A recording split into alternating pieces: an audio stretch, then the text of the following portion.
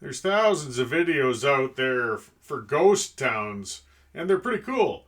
But how many are there for old ghosted oil refineries? Well, here's one, and it's pretty cool too.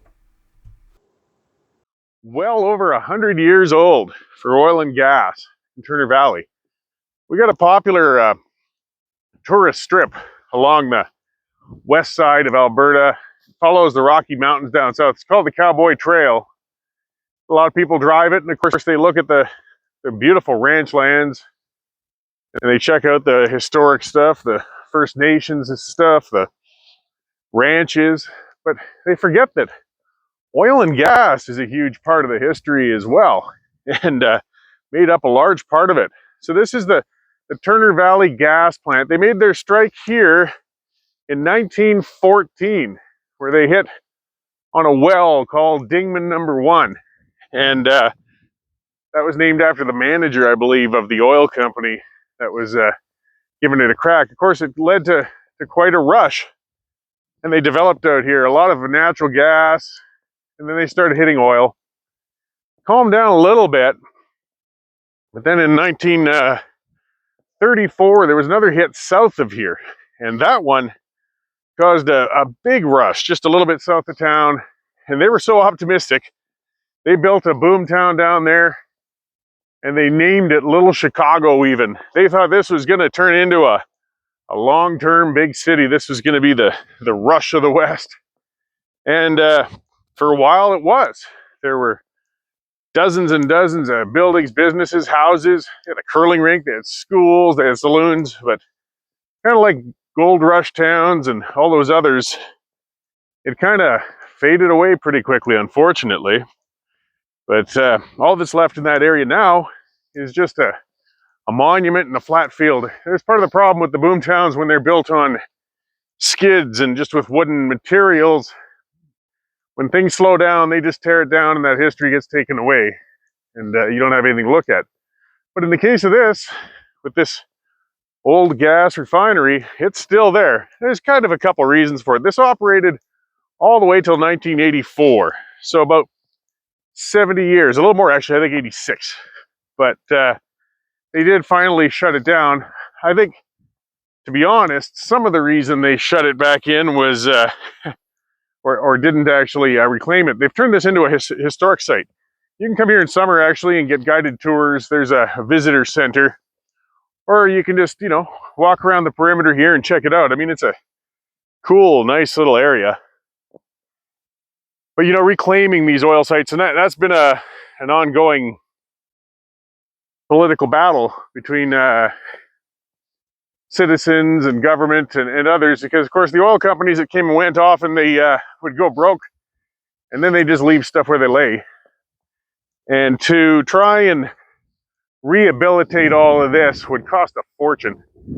So instead they turned it into a heritage site, but that's good too. As I said, I think there's multiple motivations, because we shouldn't forget how important oil and gas is to our history. I mean, in the developed world, we would not be surviving very comfortably had it not been for oil and gas, even though there's quite the environmental movements going on to try and villainize the fossil fuel sector. We're all reliant on it, and we're still reliant on it. This area, it's funny as well, we talk about peak oil all the time. People talk about the oil and gas industry is going to disappear. I've been hearing that since I was a kid in the 70s. It's still going as strong as ever, so it has changed. In this area, there's actually more oil being produced right now than there was 50 or 60 years ago. So they keep thinking and keep saying that these areas have petered out. There was a problem here. I guess they depressurized the field too fast, got too greedy.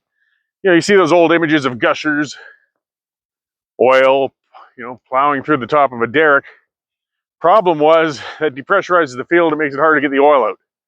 And then what moved on next, though, is, of course, we got oil pumps, pump jacks. So we pump the oil to the surface. And the natural gas, we can get it out through other means. But technology is getting better and better, of course. Fracturing, horizontal drilling, better seismic data.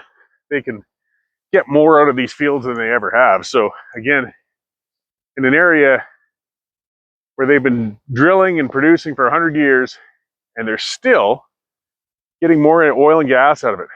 Look at those cool old buildings, though, eh? Like, it's just, you know, we draw people to go out and look at the old, there's a ranch, a Bar U ranch down south. It's a popular tourist attraction. You take them to heritage sites, but nobody really talks about the oil and gas. And we shouldn't, or we should, I should, you know, say, get out here. So just wanted to share a bit of this. I mean, this place was one bustling refinery at one time. Those little red pipes you see sticking out of the ground, by the way, those are called piezometer wells. So what they're doing is monitoring the groundwater. And as I said, it's a concern. You know, the environmental practices of long ago weren't nearly as stringent as they are today. I worked in northern Pennsylvania for a while up by Bradford, and boy, there's some stuff they did there. They used to dump old chemicals into the river. I guess it's one of those areas where the river caught on fire once.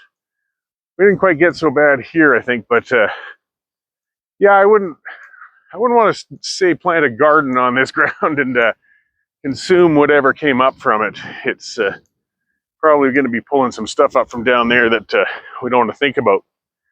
This area flooded really badly in 2013 as well. That's part of why I'm walking on this berm that they built to try and keep that from happening again, and imagine washing a lot of pollutants downstream that we wouldn't want to deal with as well. So, I mean, the monitoring is ongoing, but the site's still here. It's been preserved. I'm not sure. I've never done the formal tour of it, so I imagine you can get behind that barbed wire fence and get a closer look at a lot of these old facilities and have it explained on what some of the processes were, what some of the buildings were for and about, and a little more that happened. But, you know, I just like getting out and looking at stuff for myself. And, you know, even if it's not as correctly educational, it's just a nice day out, a nice walk. Yeah, it's a little cloudy today. But, you know, if you're doing the trip in southern Alberta, western Alberta, checking out the Cowboy Trail, check out the Turner Valley gas plant. It's a cool little site here. Easy to get to, and drive around the area. You know, just south of here, and I was just getting some other footage you can see, and it really demonstrates the relationship between ranching, farming, and oil field. It's a mixed one. I worked in the oil field for 20 years. When you get to a person's property, they're either welcoming you or they're grudgingly accepting you at best sometimes. But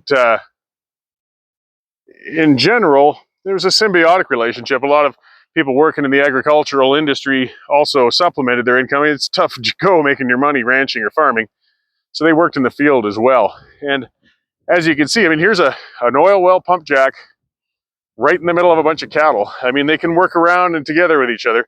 I don't know if that pump's been working for quite a while, but these are industries that actually can work side by side. Again, getting that Texas-Alberta thing, you know, there was a lot of people coming out looking at the ranch country. We're just north of Montana. Yellowstone kind of made it trendy, which is fine. You know, it's a little dramatized on how the ranching world is, but it's a cool lifestyle and interesting thing. Now we're seeing landman sort of doing the same thing. Well, we've got the oil and gas history going on out here as well, just like down in the south.